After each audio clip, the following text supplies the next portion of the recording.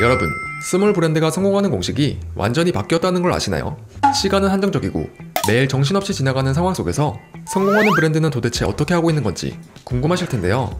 요즘 똑똑한 젊은 사장님들은 세상의 돈을 그냥 쓸어 담고 있습니다. 기성세대와는 완전히 차원이 다른 바로 이 방법으로 말이죠. 도대체 어떤 방식으로 내 브랜드를 찾게 만드는지 그 5가지 비결을 공유해 보겠습니다. 참고로 오늘 영상은 아크앤북, 띵굴스토어, 성수연방 등 50여 개 이상의 매장을 성공적으로 기획한 공간 크리에이터 손창현 작가님의 책 From Big to Small을 참고해 제작했습니다. 이 영상을 끝까지 보시고 나면 여러분의 24시간이 농도가 달라지실 거예요. 그럼 시작해 보겠습니다. 지금부터 본격적으로 똑똑한 젊은 사장님들이 어떻게 세상의 돈을 쓸어 담고 있는지 그 5가지 비밀 전략을 하나하나 파헤쳐 보겠습니다. 혹시 우리 같은 작은 브랜드가 어떻게 대기업과 경쟁하지? 라고 생각하신다면 오늘부터는 그 생각을 완전히 바꾸셔야 합니다. 지금은 오히려 작은 것이 더 유리한 시대거든요. 그리고 잠깐, 영상을 끝까지 보시기 전에 한 가지만 약속해주세요. 오늘 제가 알려드리는 5가지 전략 중 단 하나라도 여러분의 비즈니스에 적용해보세요. 이론으로만 끝내지 마시고요. 성공하는 스몰 브랜드들은 모든 사람이 좋아할 만한 평범한 제품 대신 특정 취향을 가진 사람들이 열광할 만한 특별한 제품을 만듭니다. 실제로 소비 패턴을 분석해보면 30년 전과 지금이 완전히 달라졌어요. 과거에는 브랜드 통일성이 인기의 지표였다면 지금은 개성과 차별화가 핵심이 된 거죠. 이런 변화가 생긴 이유는 우리나라가 경제적으로 풍요로워지면서 소비자들의 요구가 바뀌었기 때문이에요. 기본적인 니즈가 충족된 상황에서 사람들은 이제 나만의 정체성을 표현할 수 있는 제품을 원하게 된 거예요. 가장 극명한 사례가 바로 패션업계입니다. 30년 전 강남 로데오 거리를 걸어보셨나요? 그때는 모든 젊은이들이 똑같은 게스 청바지를 입고 다녔어요. 게스를 입지 않으면 무시당할 정도였죠. 그런데 지금은 어떤가요? 만약 어떤 모임에 갔는데 나와 똑같은 옷을 입은 사람이 있다면 당장 그 자리를 떠나고 싶을 거예요.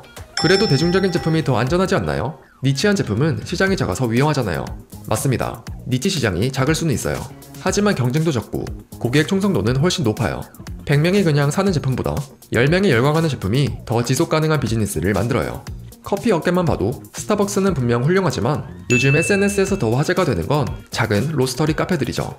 여러분도 이제 생각을 바꿔보세요. 모두가 좋아할 것이라는 안전한 길 대신 우리만의 색깔이 뚜렷한 길을 선택하는 거예요. 현대 소비자들은 생존을 위한 필요 때문이 아니라 만족과 행복을 위한 욕구 때문에 돈을 씁니다. 우리나라의 놀라운 경제 성장이 이를 증명해요. 1953년 세계 최빈국에서 2024년 국민소득 36,000달러를 달성했거든요. 이는 소비 패턴의 완전한 전환을 의미합니다. 경영학자들은 이를 GDI 3만 달러 효과라고 부릅니다. 기본적인 의식주가 해결되면 사람들의 소비 동기가 생존에서 자아실현으로 바뀌는 거죠. 심리학자 메슬로우의 욕구 단계설과 정확히 일치하는 현상이에요. 가장 대표적인 예가 여행입니다. 집 나가면 고생이라는 말이 있지만 사람들은 기꺼이 사서 고생을 하죠. 왜냐고요? 특별한 경험과 추억을 원하기 때문이에요. 또 다른 예로는 라라브레드 같은 베이커리가 있습니다. 고객이 직접 발뮤다 토스터로 빵을 굽고 잼을 발라 먹을 수 있게 해서 단순히 빵을 파는 게 아니라 체험이라는 새로운 가치를 만들어낸 거죠. 그래도 사람들이 가격을 많이 따지잖아요. 결국 실용성이 중요한 거 아닌가요? 맞아요. 가격도 중요해요. 하지만 지금 소비자들이 보는 가격의 개념이 달라졌습니다.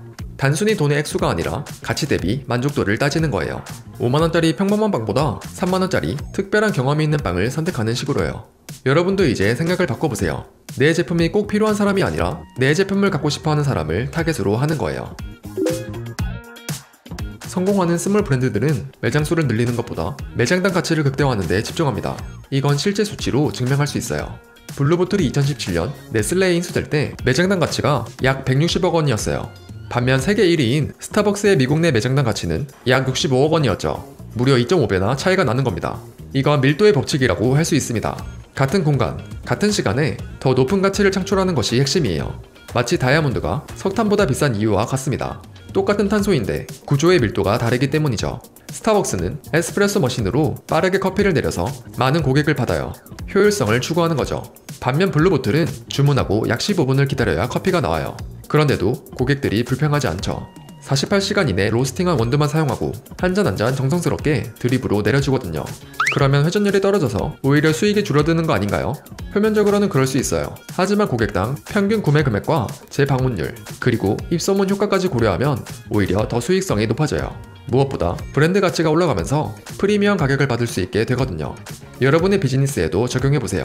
고객 한 명당 얼마의 가치를 만들어낼 수 있는지, 그 밀도를 높일 수 있는 방법은 무엇인지 고민해보세요. 전국구 브랜드가 되려고 애쓰지 말고 여러분이 있는 그 지역에서 절대적인 1등이 되세요. 실제로 시장에서 반전 현상이 일어나고 있습니다. 몇 년 전만 해도 프랜차이즈 빵집이 생기면 동네 빵집들이 줄줄이 망했는데 지금은 오히려 개성 있는 동네 빵집이 생기면 프랜차이즈 빵집이 고전을 면치 못하고 있어요. 이건 희소성의 원리와 소속감의 욕구가 결합된 결과예요. 심리학적으로 사람들은 나만 아는 우리 동네만의 특별한 것에 더 큰 가치를 느끼거든요. 서울을 예로 들어볼게요. 신사동에서는 투아투아를, 안국동에서는 아티스트 베이커리를, 연남동에서는 만동제가를 찾아가요. 각각의 동네에서 유일무이한 존재가 된 거죠. 심지어 관광객들도 그 동네에 가면 꼭 가봐야 할 곳으로 인식하고 있습니다. 그러면 성장의 한계가 있는 거 아닌가요? 사업 확장이 어려울 것 같은데요. 물론 물리적 확장에는 한계가 있을 수 있습니다. 하지만 브랜드 가치와 수익성 측면에서는 오히려 더 유리해요. 그리고 요즘은 온라인과 배송 서비스로 지역적 한계를 극복할 수 있거든요. 중요한 건 원조 맛집이라는 브랜드 파워를 먼저 구축하는 거예요. 생각해보세요. 전국에 수백 개 매장에 있는 브랜드보다 우리 동네에 딱 하나뿐인 브랜드가 더 특별하게 느껴지지 않나요? SNS 시대의 최강의 마케팅 전략은 일반적인 홍보가 아니라 고객의 목소리에 진짜로 귀 기울이는 경청입니다. 미국의 연쇄 창업자이자 마케팅의 천재라 불리는 게리 바이너척은 내 모든 성공은 수많은 경청에서 나왔다 라고 말했어요. 실제로 대부분의 기업이 실패하는 주된 이유가 고객을 제대로 이해하지 못하기 때문이라는 연구 결과도 있고요. 지금은 소비자 통찰의 황금 시대입니다. 과거에는 고객의 마음을 알려면 비싼 포커스 그룹 인터뷰를 해야 했는데 지금은 SNS만 들여다봐도 사람들의 진짜 속마음을 실시간으로 알 수 있거든요. 인스타그램, 유튜브, 틱톡이 모두 거대한 소비자 리서치 데이터베이스인 셈이죠. 드라이브스루의 성공이 좋은 예시예요. 단순히 차에서 음식을 주문할 수 있어요 가 아니라 바쁜 고객들의 시간을 소중히 여겨요 라는 배려에서 나온 아이디어였기 때문입니다. 또 게리 바이너척이 아버지의 와인 사업을 키울 때도 마찬가지였어요. 5, 6년 동안 꾸준히 고객과 소통하다 보니까 광고비는 줄어드는데 매출은 오히려 늘어났거든요. SNS 마케팅을 해봤는데 당장 결과가 안 나와요. 정말 효과가 있는 건가요? 라는 걱정을 하는 분들이 계십니다. 여기서 가장 중요한 건 인내심이에요. 많은 분들이 100일 단위로 생각하시는데 진짜 성공하는 브랜드들은 50년, 100년 단위로 생각해요. SNS는 단기간에 매출을 올리는 도구가 아니라 장기적으로 브랜드를 구축하는 도구예요. 진심으로 순수하게 전달된 이야기는 반드시 사람들 마음에 닿습니다. 여러분의 타겟 고객들이 SNS에서 어떤 이야기를 하는지 귀 기울여보세요. 그들이 진짜 원하는 것을 찾아서 여러분만의 방식으로 해결해주세요. 그게 바로 SNS 시대의 진짜 마케팅입니다. 지금까지 스몰 브랜드가 고객을 빨리 모으는 5가지 마케팅 비결을 말씀드렸습니다. 다시 한번 천천히 정리해드릴게요. 첫 번째, 평범함을 거부하고 특별함을 선택하세요. 두 번째, 필요가 아닌 욕구를 공략하세요. 세 번째, 매장당 가치를 극대화하세요. 네 번째, 동네의 유일함을 만들어보세요. 다섯 번째, 진짜 경청으로 스토리텔링을 해보세요.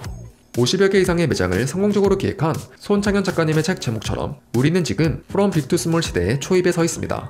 큰 것이 좋던 시대에서 작지만 특별한 것이 좋은 시대로 바뀌고 있는 거죠. 이 변화의 물결을 먼저 타는 사람이 승리예요. 더 이상 언젠가는 해야지 라고 미루지 마세요. 여러분이 지금 당장 할 수 있는 작은 것부터 시작해보세요. 오늘 제가 말씀드린 5가지 중에서 단 하나라도 여러분의 비즈니스에 적용해보세요. 그래도 도저히 어떻게 적용해야 할지 감이 안 잡히는 분들은 아래 고정 댓글의 링크를 통해 다음 영상을 꼭 시청해보세요. 작은 브랜드의 고객을 모으는 스토리를 만드는데 분명 큰 도움이 되실 거예요. 저는 지난 8년간 크고 작은 다양한 기업에서 인터뷰 기반의 브랜딩 콘텐츠를 직접 기획하고 제작해왔습니다. 이런 실무 경험을 바탕으로 마케팅과 브랜딩, 그리고 콘텐츠 전략에 대한 이야기를 오늘처럼 꾸준히 들려드릴 예정인데요. 아직 채널이 그렇게 크지 않아서 지금 바로 구독을 하지 않으면 다시 찾기가 힘들 수 있을 거예요. 그럼 다음에도 여러분의 브랜드가 대박날 수 있는 영상으로 찾아오겠습니다.